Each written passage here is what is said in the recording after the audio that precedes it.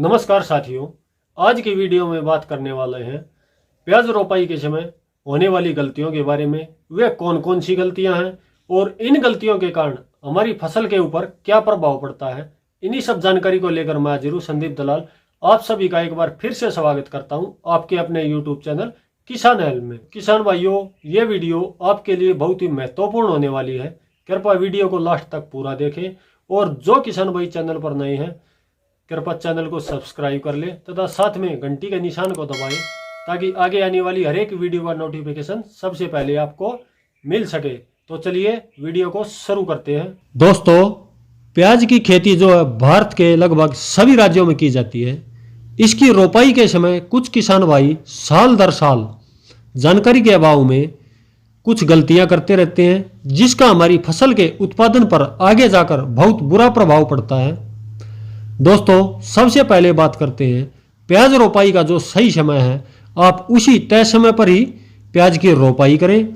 रबी की फसल में प्याज रोपाई का जो समय है वो है 15 दिसंबर से 15 जनवरी तक, और खरीफ की फसल में प्याज रोपाई का जो समय है वो है 15 जून से लेकर 15 जुलाई तक का समय है। अगर आप प्याज की रोपाई ठीक समय पर करते हो उससे हमारा उत्पादन भी बढ़ेगा। अगर प्याज की सही समय पर रोपाई नहीं होती है तो उससे हमारे उत्पादन पर बहुत बुरा प्रभाव पड़ेगा। अब बात करते हैं भूमि का चयन करते समय हुई गलतियों के बारे में, जो अक्सर कुछ किसान भाई करते रहते हैं। दोस्तों, प्याज की खेती के लिए सबसे अच्छी मिट्टी है दोमट मिट्टी। तो आपको यहाँ पर ध्यान रखना है, जिस खेत की मिट्टी दोमट हो उसी में प्याज लगाएं। यहाँ पर एक बात का आपको विशेष ध्यान रखना है, जिस खेत में आपने प्याज की रोपाई की है उस खेत में पानी की निकासी जरूर हो। अगर आपके खेत में बारिश की वजह से या आपने जो प्याज के खेत में सिंचाई की हो और उसमें पानी का भराव अधिक हो जाए, उसके निकासी के लिए रास्ता जरूर होना चाहिए, नहीं तो हमारी प्याज की फसल खराब हो जाएगी। इस बात का भी हमको यहाँ पर ध्यान रखना है, या ये कह सकते हैं ये गलती जो है हमें नहीं करनी है। अब बात करते हैं नर्सरी का चयन करते समय होने वाली गलतियों के बारे में। अक्सर आपने देखा होगा कुछ किसान भाई खेत के लिए प्याज रोपाई के समय नर्सरी का चयन करते समय भी गलतियां करते हैं। वो गलती क्या है उसके बारे में भी बात करते हैं। जब आप नर्सरी से पौधे उखाड़ कर अपने खेत में रोपाई करते हो तो उन पौधों की लंबाई 10 सेंटीमीटर से 15 सेंटीमीटर होनी बहुत ही जरूरी है। अगर इससे कम हाइट के पौधे रोपाई कर दिए तो वे आप कितना भी जोर लगा लो वे अच्छे से ग्रोथ नहीं कर पाएंगे। ऐसे पौधों का कंद हल्का और छोटा रह जाता है।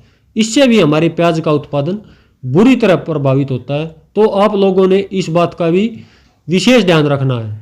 तो अब बात करते हैं जब हम प्याज की रोपाई अपने खेत में करते हैं, यहाँ पर भी आपको पौधे से पौधे और पंक्ति से पंक्ति की दूरी का भी विशेष ध्यान रखना है। ये दूरी कितनी होनी चाहिए इस पर भी बात करते हैं।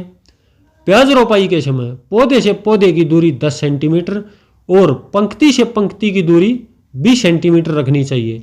इससे हमारे प्याज को फैलने के लिए अच्छे से जगह मिल जाएगी और हमारा प्याज जब तैयार होगा तो मोटा और वजनदार होगा।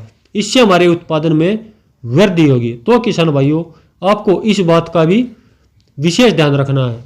यह गलती भी आपको यहाँ पर नहीं करनी है। अब बात करते हैं अगली एक और गलती के बारे में, जो अक्सर कुछ किसान भाई करते रहते हैं। जब हम नर्सरी से पौधे लेकर आते हैं सीधा ही उनकी रोपाई अपने खेत में कर देते हैं, जबकि ऐसा नहीं करना चाहिए।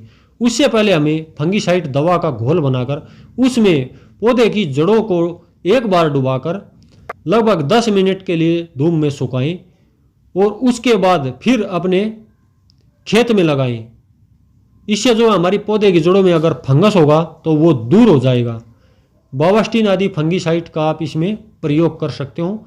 इस बात का भी आपको यहाँ पर विशेष ध्यान रखना है। तो किसान भाइयों, ये थी वो गलतियाँ जो अक्सर कुछ किसान भाई करते रहते हैं। दोस्तों, आपने इन सभी गलतियों को ध्यान में रखकर आपने अपनी फसल तैयार की तो यकीनन ही आपको बम्पर उत्पादन मिलेगा। दोस्तों, उम्मीद करता हूँ मेरे द्वारा दी गई जानकारी आपको अच्छी लगी होगी। अगर अच्छी लगी हो तो वीडियो को लाइक, शेयर और चैनल को सब्सक्राइब जरूर करें। तो मिलते हैं अगले वीडियो में। धन्यवाद।